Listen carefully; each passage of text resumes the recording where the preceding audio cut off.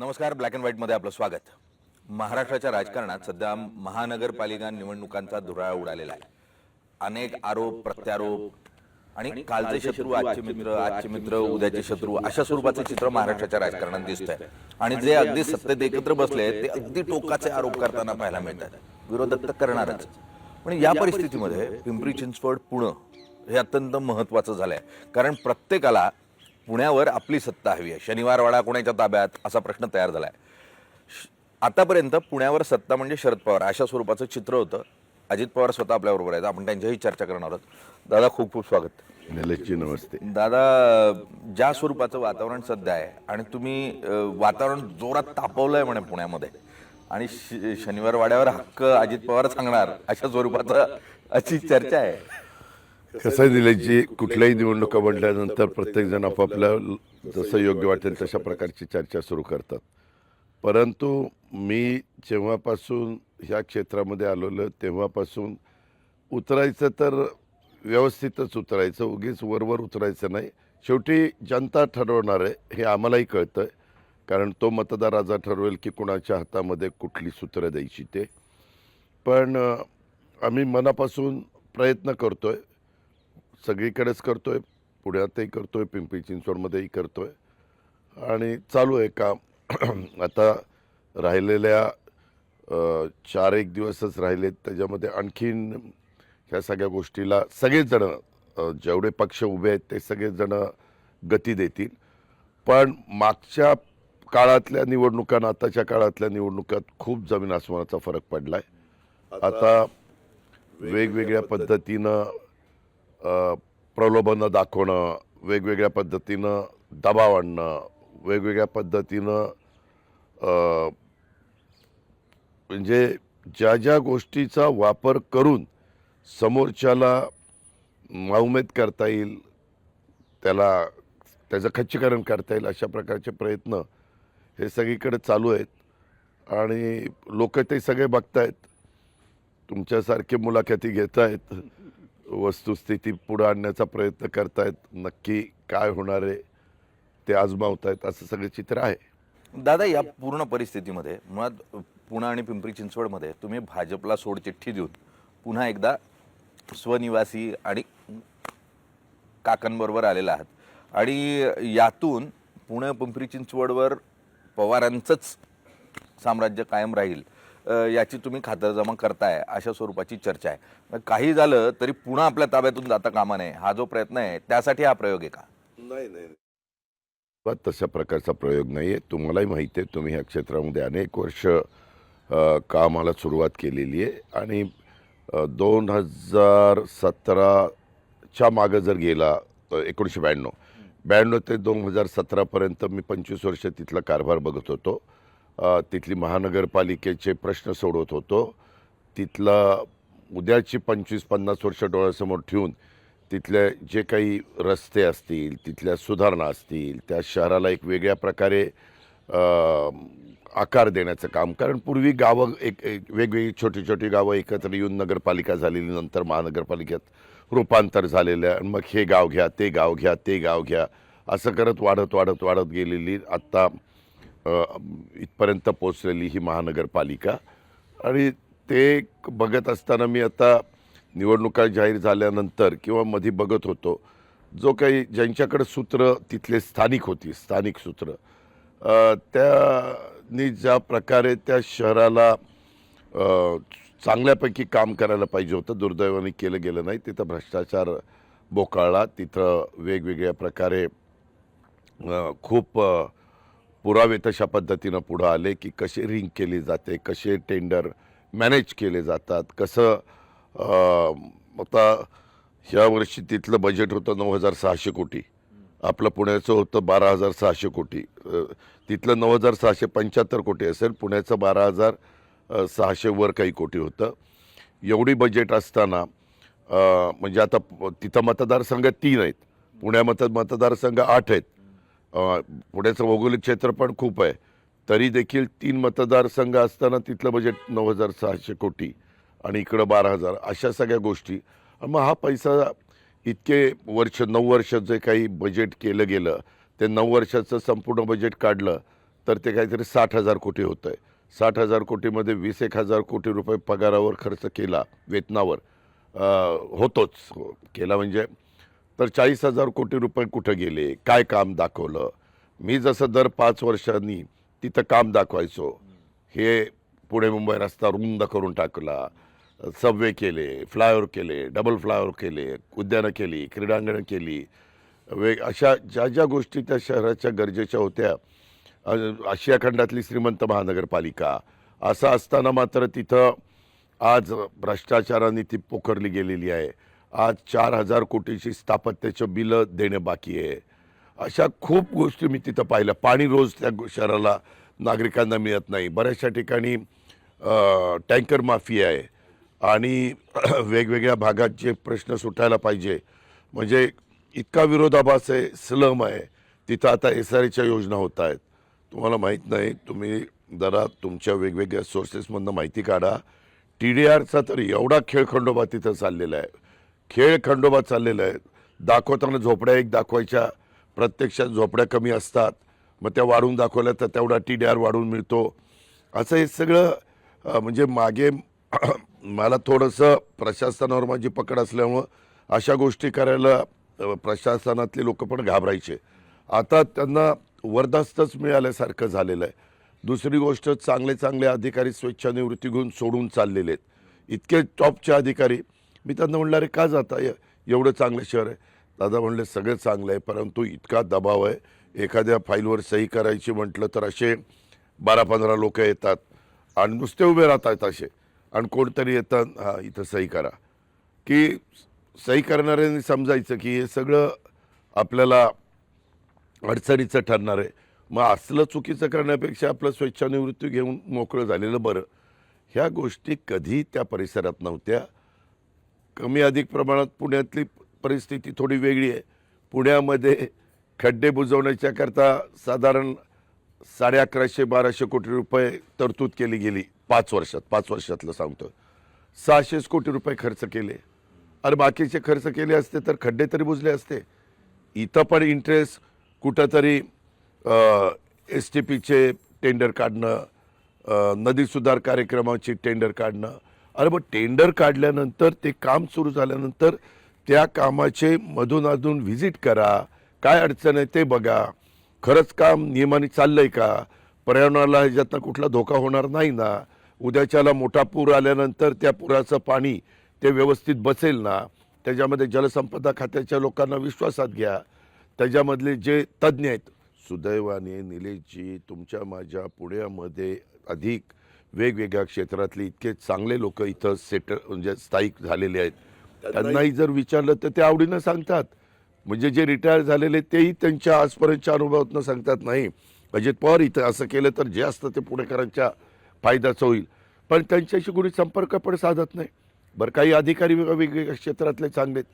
आता तुम्हाला इथलंच उदाहरण देतो. तुम्ही येताना बघितलं असेल तो पलीकडचा ह्याचा ब्रिज विद्यापीठाचा पाडावा लागला. 250 कोटी रुपये पाण्यात गेले. आणि तो पाडल्याशिवाय मला ज्यावेळेस मी मिटिंग घेतली, मी 3-4 विचारलं, कारण ते टाटाचं काम चाललेलं आहे. तर मी म्हणलो पूल पाडायचा पुणेकर काय म्हणतील. ते म्हणाले हा पूल जर पाडला नाही तर जुन्या पुण्याचे कॉलम, आणि आता नवीन आपल्याला ब्रिज करायचा आहे आणि वर मेट्रो न्यायची, त्याचे कॉलम, सगळ्या कॉलम कॉलम कॉलम कॉलम दिसतील. आता तुम्हाला जाताना दिसेल फक्त जिथं स्टेशन आहे तिथं थोडे कॉलम आहे, बाकीच्या ठिकाणी एकच कॉलम आहे.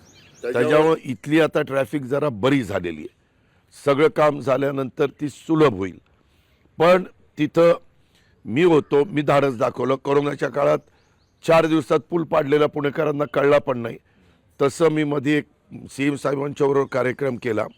मला भैरवन आला आहे, तिथून जो फ्लायओव्हर करायचा आहे ते पार पुढं उरळी कांचनच्या पुढं न्यायचं आहे.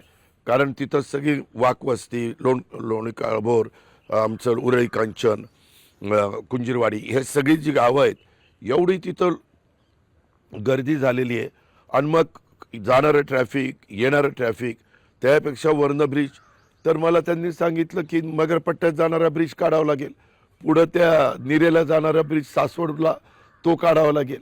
म्हणजे नियोजन करताना मी त्यांच्या देखत सांगितलं, सगळीकडे आलं होतं की म्हणलं CM साहेब आपण काही त्याच्यातले दर्दी नाही आहेत, आम्ही त्याच्यातले निष्णात लोक नाही आहेत.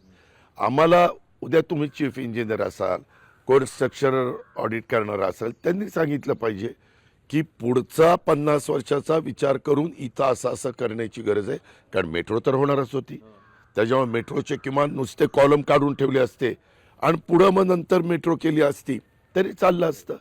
पण हे जे काही गोष्टी घडल्या तर ते त्याच्यामुळं पुणेकरांना त्याचा इतका फटका बसतो. आणि निलेशजी त्याच्यामध्ये पुणेकरांची सहनशीलता पण आता फार वैतागली. म्हणजे जिथं पूर्वी आम्ही 10 मिनिटात पोहोचायचो तिथं पुणेकरांना 1-1 तास पोहोचायला लागतो. पुण्यात प्रवास करायचा म्हणजे मुंबईत प्रवास करणं परवडलं असं कधी कधी वाटावं, इतकं वाईट सध्या पुण्याचं वातावरण आहे. दादा, पुणे म्हणजे इन्फ्रास्ट्रक्चर वाईज, वाहतूक वाईज अनेक प्रश्न आहेतच, ते काही काळ असतील असं धरून लोक सहन करतात. पण कायदा व्यवस्थेची परिस्थिती हा पुण्याचा आणि पिंपरी चिंचवडचा अत्यंत भयावह असा प्रश्न आहे. कोयता गँग आणि सर्व गुंड आणि त्यांच्या माध्यमातून चाललेलं राजकारण किंवा स्थानिक गुंडगिरी हा येतात गँग आणि गाड्या फोडून निघून जातात. ते अल्पवयीन असतात. म्हणजे खून करणारे जे आहेत मुख्यतः कोयता गँगमधले हे 16 वर्षापर्यंतची मुलं आहेत आणि ते अल्पवयीन असतात आणि त्यांच्या माध्यमातून जर गँग चालवल्या जात असतील, मुळात मुंबईतला अंडरवर्ल्ड संपलं आणि पुण्यात सुरू झाला अशी परिस्थिती आहे. कोण दोषी आहे याच्यासाठी? तुम्ही म्हणताय ते खरोखरीच तशा प्रकारचं चित्र आहे. बोलायला सगळे दबकतात, पण ह्या संदर्भामध्ये सगळेच राजकीय पक्ष ह्याला दोषी आहेत. कारण ज्या त्या गोष्टी ज्या त्या वेळेसच ठेचल्या असत्या, दाबल्या असत्या, त्याच्यात कुठंही ह्यांची मदत अजिबात कुणी घेतली नसती तर हे प्रकार घडले नसते. परंतु आपल्या स्वतःच्या सोयीच्या राजकारणाच्या करता, नंबर गेन गाठण्याकरता ह्या सगळ्या बाबींचा जर विचार केला आणि त्यांची मदत घेतली तर आपली संख्या वाढती आणि आपल्याला निवडणुकीमध्ये यश मिळायला सोपं जातं, असं बहुतेक राजकीय पक्षांनी ठरवलेलं आहे. आणि त्याच्यामुळं हे आत्ताच नाही तर गेल्या अनेक वर्षापासून पुण्यामध्ये ही परिस्थिती निर्माण झालेली आहे. पण त्याला मी समजा एका पक्षाचा आहे तर मी एकट्याने करून चालणार नाही. जर तिथं 8 पक्ष 10 पक्ष काम करत असेल तर सगळ्यांनी नाही बाबा आपल्याला पुण्याचं गतवैभव, जे पुणं म्हटलं तर एक विद्येचं माहेरघर, एक रिटायरमेंट लोक मोठ्या प्रमाणावर राहणारं, त्याच्यामध्ये सांस्कृतिक राजधानी, एक वेगळा ह्या शहराचा नावलौकिक होता. हा नावलौकिक ह्याला कुठंतरी ठेच पोचतीये हे पावलोपावली जाणवतं आहे. उद्याच्या काळात आता या 15 तारखेच्या निवडणुका झाल्यानंतर मी देखील काही राजकीय पक्षांची, ठीक आहे आमचे विचारधारा वेगळी असेल, काहींचे वेगवेगळे मतभेद असतील, आम्ही एकमेकाच्या विरोधात उभं राहत असू वगैरे वगैरे, तरी देखील की नाही बाबा आपल्याला आत्ताच याच्यावर कंट्रोल आणलं नाही तर पुढची पिढी आपल्याला माफ करणार नाही. कारण IT सेक्टर खूप वाढलेलं आहे, खूप मोठ्या मोठ्या कंपन्या इथं आलेल्या आहेत. उद्याच्याला पुणे हे जगाच्या नकाशावर गेलेलं आहे. आता लोक इथं होम फ्रॉम वर्क अशा पद्धतीनं काम करतायत आणि तिथून जगाचे वेगवेगळ्या जी काही कामं ती पुण्यातनं चालत आहेत. असं असताना आपल्याला आता AIचा वापर सगळीकडेच व्हायला लागलेला आहे. त्याच्यामुळं ते पण आव्हान आपल्या सगळ्यांच्या समोर आहे. पुणेकरांच्याकडं बुद्धिमत्ता आहे, पुणेकरांच्याकडं सर्व प्रकारचं नैपुण्य आहे, कौशल्य आहे. फक्त त्याला योग्य दिशेने घेऊन ह्या सगळ्या वर्गाला पण पुणं आता सुरक्षित झालेलं आहे. इथं आपल्याला कुठलीही भीती राहिलेली नाही आहे आणि पुण्याची लॉ ऑर्डर चांगली राहिलेली आहे. अशा गोष्टी कराव्या लागतील. त्याच्याकरता पोलीस दलातल्या वरिष्ठ अधिकाऱ्यांच्या सहित सगळे सर्वांनी त्याच्यामध्ये इन्व्हॉल्व्ह होऊन काम करावं लागणार आहे. पण दादा यामध्ये ना थेट तुमच्यावर आरोप केला जातो आणि तुमचा जो आत्ताचाच प्रतिस्पर्धी आहे पुणे पिंपरी चिंचवडमधला भाजप, तो थेटपणे आरोप करतो की अजित पवारांनी ही परिस्थिती खराब केली. मी अजिबात खराब केलेली नाही आहे. तुम्ही जर पाठीमागचं रेकॉर्ड काढून बघितलं तर वेगवेगळ्या राजकीय पक्षांनी कुणाकुणाला तिकीटं दिली हे आपल्या पण लक्षात येईल. तशा पद्धतीनं ढकलायचं. आत्ता लिस्ट काढा कुणी कुणाला तिकीटं दिलेली आहेत आणि त्याच्यामध्ये कोण ॲक्च्युली काय होतं. काही जण मी आता माझ्याकडनं तसं मी एकटाच बोलतो, बाकी समोरच्यांच्याकडनं बोलणारे इतके आहेत की काही त्याला म्हणजे तो त्यांचा अधिकार आहे आणि त्याच्यामुळे आपलं एकच गोष्ट सारखी हे असं झालं, हे असं झालं, हे असं झालं अशा पद्धतीनं सांगायचं आणि त्याच्यातनं खाली माझ्यावरच टार्गेट करायचं. तुम्हाला सांगतो, निवडणूक आली की इथनं पुढं लक्षात ठेवा, निवडणुका आल्या की कुठलं तरी काहीतरी मागचं प्रकरण काढून त्याला अशी फोडणी देण्याचा प्रयत्न केला जाणार. आत्ता पण मध्ये कुणीतरी काहीतरी काढलं ज्याचा माझा दुरान्वय पण संबंध नाही, त्याच्या आधी पण काढलं त्याच्याशी माझा संबंध नव्हता, पण एवढं त्याला फुगवतात आणि त्याला असं जास्तीत जास्त लोकांच्या मनामध्ये ते रुजवण्याचा प्रयत्न करतात किंवा माझ्या संदर्भात कसा गैरसमज वाढीला लागेल अशा प्रकारचा प्रयत्न केला जातो. मध्ये काळमधल्या काळामध्ये पार्थ पवारांवर पण आरोप झाले आणि तो सगळा चर्चेचा विषय झाला, तो राष्ट्रीय चर्चेचा विषय झाला. मुळात हा विषयामध्ये तुमच्याशी काही चर्चा झाली होती का आणि विरोधक तुम्हाला याच्यात टार्गेट म्हणजे तुमचेच मित्रपक्ष तुम्हाला टार्गेट करताय का? जी माझ्याशी चर्चा झाल्यावर मी चुकीचं कुठलं काम कधी होणंच दिलेलं नाहीये. मी अधिकाऱ्यांनी पण मला सांगितलं एखादी फाईल असताना दादा ही अशा अडचणीची बाजूला ठेव, रद्द करा. काय त्याच्या वाचून आपलं नडलेलं आहे. आज इथपर्यंत आपण पोचलेलो आहे. इथपर्यंत पोचताना अनेक वर्ष आपण पण काम करतोय. माझं काय होतं, मी सकाळी लवकर कामाला लागतो. आता आज पण तुम्ही घेतली, तुमच्या आधी एक इंटरव्ह्यू मी दिलेला आहे, ते 6 वाजताच आले होते. त्याच्यावर मी किती वाजता रात्री झोपलो तर 6ला तयार असतो आणि कामाला सुरुवात करतो. ह्या कामाच्यामुळं प्रत्येक गोष्ट तू काय करतो रे बाबा, तू काय करतो रे बाबा, त्यांना काही विचारावं असं वाटलं ते विचारलं, माझ्या लक्षात आलं तर मी बरोबर असेल गो अहेड, बरोबर नसेल स्टॉप, अशा पद्धतीनं माझा स्वभाव आहे. आता मी पण ते काही पेपर बघितले, जी जमीन सरकारची आहे गव्हर्नमेंट ऑफ महाराष्ट्राची ती विकताच येत नाही आणि मी तुमच्याकडं, तुम्ही रजिस्टर ऑफिसला आहात, तुम्हाला रजिस्ट्रेशन करायचं आहे, तुम्ही मला सांगायला पाहिजे ना. ही रजिस्ट्रेशन होऊ शकत नाही. ही राज्य सरकारची जमीन आहे. आत्ता लीजवर बॉटॅनिकल गार्डनला केंद्र सरकारला दिलेली, लीज संपल्यावर ती पुन्हा आमची होणार आहे. संपला विषय. मुळात 7/12वर शिक्का असतो. सर्वसामान्य आपल्याला एवढं तर कळतं की शिक्के असतात सरकारी जमिनीचे, इतकेच नाही काही रिझर्वेशनचे, मग तरी पण व्यवहार होतात कसे, आज मूळ प्रश्न आहे. दादा या परिस्थितीमध्ये व्यवहार होतात कसे म्हणजे पुण्याच्या आजूबाजूला जमिनीचे भाव आभाळाला भिडलेले आहेत, वेगळे 7/12 काढले जातात. अहो तुम्हाला परदेशात जायचं असेल तर काही लोक पासपोर्ट डुप्लिकेट काढून परदेशात निघून जातात. ह्याच्यामध्ये 7/12ला काय अलीकडच्या काळात तुम्ही बघा बऱ्याचशा ठिकाणी डुप्लिकेट छोटं युनिट टाकतात, डुप्लिकेट करन्सी भारताची तयार करायला सुरुवात करतात. एवढं अलीकडं टेक्नॉलॉजी जशी त्याच्यामध्ये खूप बदल होत गेले, रिसर्च होत गेला आणि माणसांना मदत करण्याच्या करता काही गोष्टी करत गेल्या, त्याच्यातनं विकृती असणाऱ्या लोकांनी त्या चांगल्या टेक्नॉलॉजीचा वापर वेगळ्या पद्धतीने केला. खूप उदाहरणं तर इतकी आहेत, मी तर कधी कधी ते ऐकल्यावर चाट पडतो, बाबा एवढं आपण पारदर्शकता करण्याचा प्रयत्न करतोय, त्याच्या उपर हे लोक 2 पावलं पुढं असतात आणि त्यांची डोकी तिकडे जास्त चालतात आणि त्याच्यातनं लोकांना खूप त्रास सहन करावा लागतो. दादा मुळात तुमच्यावर गेल्या काळातही मोठे आरोप झाले, ते विजले, ते 70 लाख कोटीचा जो 70,000 कोटींचे आरोप तुमच्यावर झाले आणि इतकंच नाही तर ते बैलगाडा भर, ट्रक भर असा सगळा विषय झाला.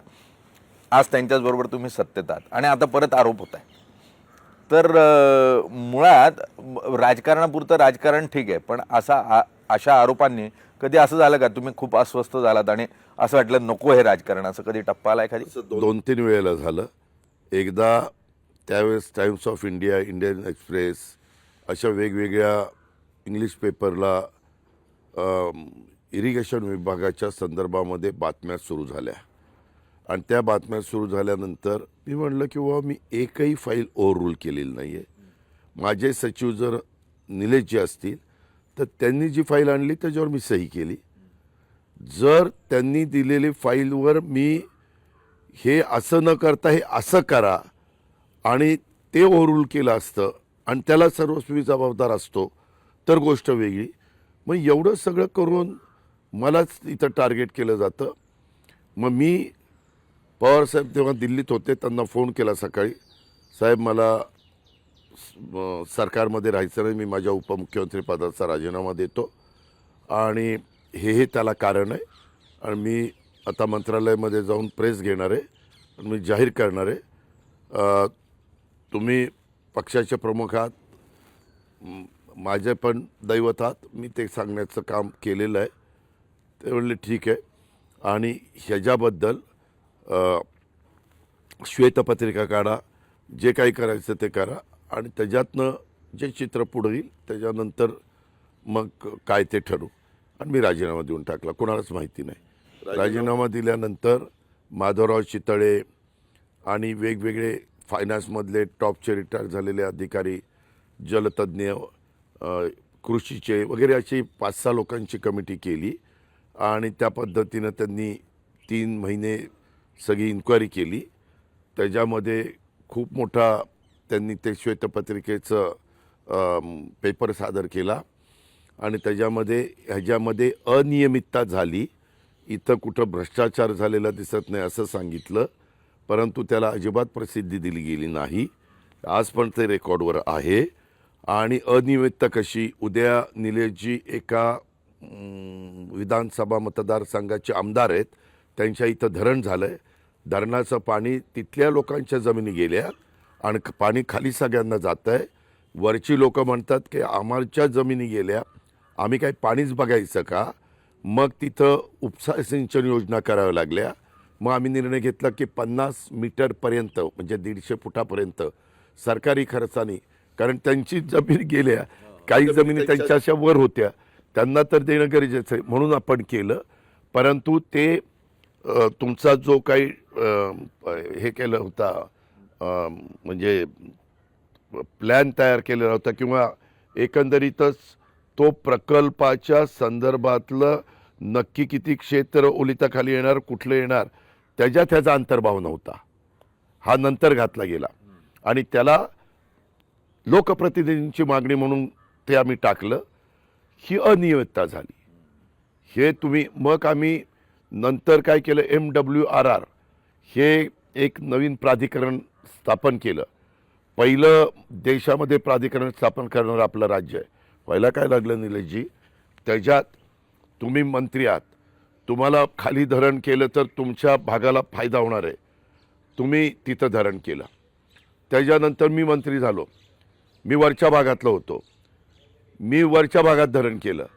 पाण्याचा येवा जो होता, ह्या धरणाचं पाणी कमी पडलं, तिथं पाणी अडायला लागलं.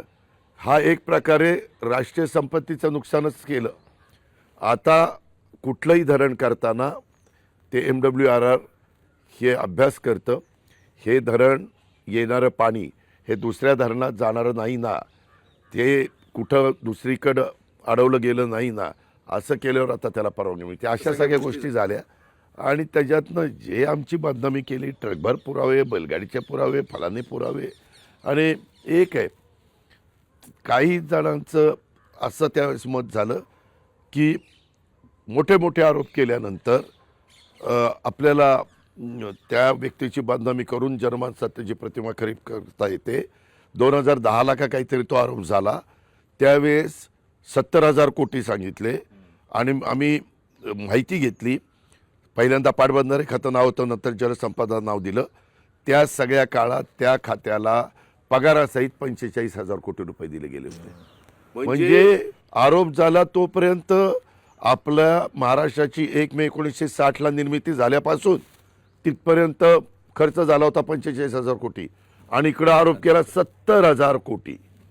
आणि आज पण 70,000 कोटी म्हटलं की आमचाच चेहरा लोकांच्या समोर येतो. दादा तुम्ही एक सांगा की हे आरोप झाले, अगदी मोठ्या मोठ्या नेत्यांनी आरोप केले, कधी ते या सगळ्या राजकारणानंतर तुम्हाला असं म्हटलं की सॉरी आम्ही तुमच्यावर चुकीचे आरोप केले होते म्हणून, कधी तुमची माफी बिफी मागितली की नाही त्या मित्र म्हणवणार? हसतात, चालतं राजकारणात, जाऊ दे, झालं गेलं संपलं असं. मी तेव्हा एकदा राजीनामा दिला. दुसऱ्यांदा 2019च्या निवडणुका चालू होत्या आणि अचानक ईडीनं एक अशी नोटीस काढली म्हणून सांगण्यात आलं की पवार साहेबांना बोलवलं. त्यामध्ये राज्य सहकारी बँक त्या बोर्डात मी होतो, परंतु मी मिटिंगला जाऊ शकत नव्हतो कारण मी राज्याचा उपमुख्यमंत्री होतो. पण हे सगळं तिथं घोटाळा झाला आहे आणि हे जे सूत्रधार पवारसाहेब आहेत असं काहीतरी रंगवलं.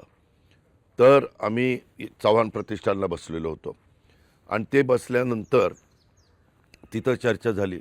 तर म्हणलं साहेबांचा काही संबंध नाही बँकेशी, काही नाही ह्यांचं. मग तिथं असं ठरलं की पवारसाहेबांनी आता प्रचाराला महाराष्ट्रात त्यांना फिरायचं आहे, त्याच्या आधी ईडीच्या ऑफिसला जायचं, काय मला प्रश्न विचारायचे ते विचारा, कारण मी नंतर प्रचाराला बाहेर पडल्यानंतर मला वेळ मिळणार नाही, मला तुम्ही बोलवलं तरी येता येणार नाही, त्यापेक्षा आधीच काय ते. आणि असं तो ठरल्यानंतर मी नंतर विचार केला की बाबा माझा फक्त मी बँकेचा डायरेक्टर म्हणून ते एक अशा पद्धतीनं काहीतरी दाखवण्याचा प्रयत्न झाला की इथं गडबड आहे. आज निलेशजी ती बँक दरवर्षी विद्याधर अनासकरच त्याचे चेअरमन आहेत, दरवर्षी 600 कोटी, 615 कोटी, 630 कोटी, 750 कोटी नफ्यात आहे. जर बँकेत भ्रष्टाचार झाला असता तर 650 कोटी रुपये नफा होऊ शकतो. एखाद्या बँकेत भ्रष्टाचार झाला तर फार तिचं वाटोळ होतं. रुपी बँक घ्या, कितीतरी बँक, शिवाजीराव भोसले बँक घ्या, कितीतरी बँका मी तुम्हाला दाखवील. पण अशा पद्धतीनं जे काही चालतं त्याचा. आणि मग तेव्हाच गेलो आणि आमदारकीचाच राजीनामा देऊन टाकला. म्हणलं हे काय, कधी कधी मनात येतं की जाऊ दे आपलं शेतीवाडी करावं, मला शेती करायला आवडते आणि काय असं. आणि अशा प्रकारचा शेवटी आम्ही पण माणूस आहोत, आम्हाला पण मन आहे. आणि एखादी गोष्ट तुम्ही चुकीची केली, आरोप झाले तर एक वेळ मन आपल्याला सांगतं अरे तू केलेलं आहे त्याच्यावर तू आरोप झाले तर तुला आता वाईट वाटायचं काय कारण. परंतु ह्याच्यात कधीच काही केलं नसताना जे पद्धतशीरपणे आमच्या उमेदीच्या काळात आम्हाला अतिशय चुकीच्या पद्धतीनं लोकांच्या समोर नेण्याचा जो प्रयत्न झाला त्याच्यातनं आमचं नुकसान झालंच ना. अगदी खरं आहे. मुळात महाराष्ट्राच्या राजकारणामध्ये आरोप प्रत्यारोप हा काही नवीन प्रकार नव्हता, मात्र ज्या स्वरूपातले आरोप मधल्या काळात झाले आणि त्यातून जे संबंध ताणले गेले.